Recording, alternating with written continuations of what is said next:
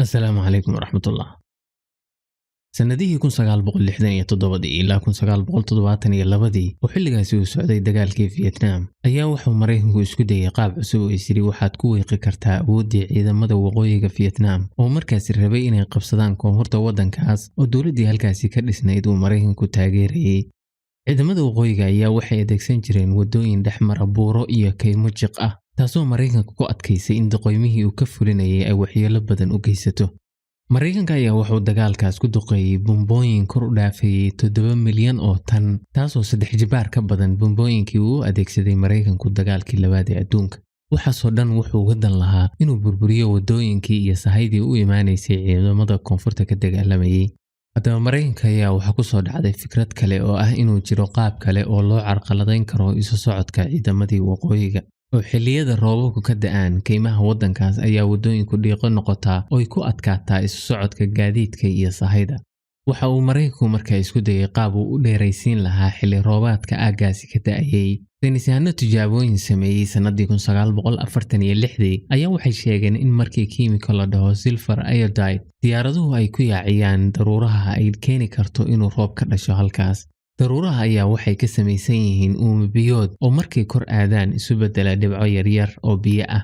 laakiin dhibcahaasi yaryar dhulka uma soo daadanayaan oo roob isuma bedelaan ilaa ay isu tagaan oo dhibco waaweyn noqdaan.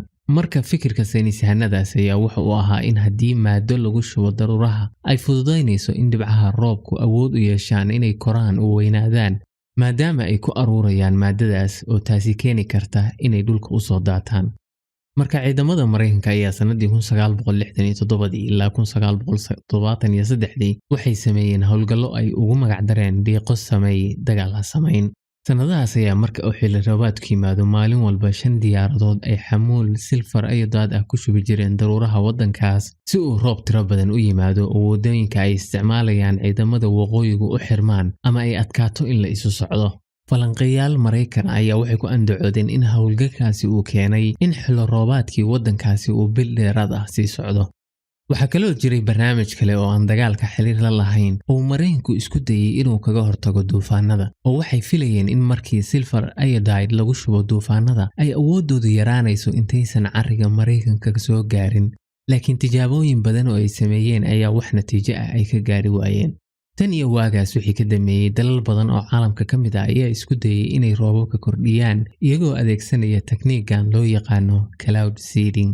wadamada aadka u isticmaala ayaa wax ka mid ah Shiinaha oo sanad walba malaayiin dollar ku bixiya si uu roob u dhalin lahaa. 2008 ayaa wuxuu Shiinuhu sheegay in Olombikadii la qabtay sanadkaas uu Shiinuhu maalmihii ka horeysay uu daruuraha ku shubay maadadaas dadajisa inuu roob dhasho si xilliga ay ciyaaraha Olombikadu socdaan uusan roob badani u da'in. gobollo badan oo ka mid ah Shiinaha ayaa barnaamijyo noocan ah sameeyay iyagoo mararka qaarkood isku tuhma in roobabka ay kala xadayaan. wadan kale oo aad u isticmaala tekniikan ayaa ah Imaaraadka Carabta. sanadii 2019 240 mishin ayay sameeyeen halka 6 bilood ee u horeysay 2020 ay sameeyeen barnaamijkaas 200 oo jeer wax ka badan.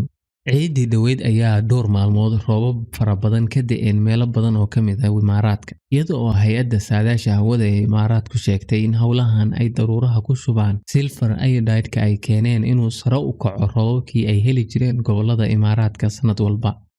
inkastoo ay dawlado badan barnaamijyo noocan ah sameeyeen ayaa waxa adag in la qiyaaso in hawlgalladaasi keeneen roobab dheeraad ah.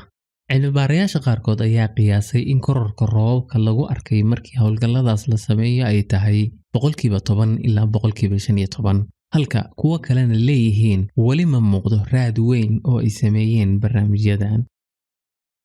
intaas ayaa noogu jooga barnaamijkii maanta intaan mar dambe kulmi doono. nabadgelyo. Assalaamu calaykum.